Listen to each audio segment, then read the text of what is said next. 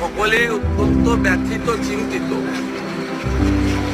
বাংলাদেশের হিন্দুদের অস্তিত্ব রক্ষার লড়াইয়ের যিনি নেতা চিন্ময় কৃষ্ণ প্রভুকে দুপুরবেলা মৌলবাদী ডক্টর ইউনূস সরকার গ্রেপ্তার করেছে।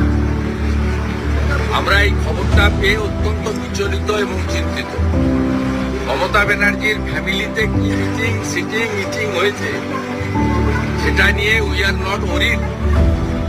আমরা এটা নিয়ে ওরিডও নই, চিন্তিতও নই, আমরা ভাবিত হই। আমরা সকলে ভাবিত বাংলাদেশে হিন্দুদের অস্তিত্ব রক্ষার যে লড়াই চলছে তার প্রধান মুখ চিন্ময় কৃষ্ণ প্রভু, তাকে মৌলবাদী ডক্টর ইউনূসের সরকার একটু আগে গ্রেপ্তার করেছে। আমরা নিঃশর্ত মুক্তি দাবি করছি। মুক্তি না দিলে বাংলাদেশ ডেপুটি হাই কমিশনেও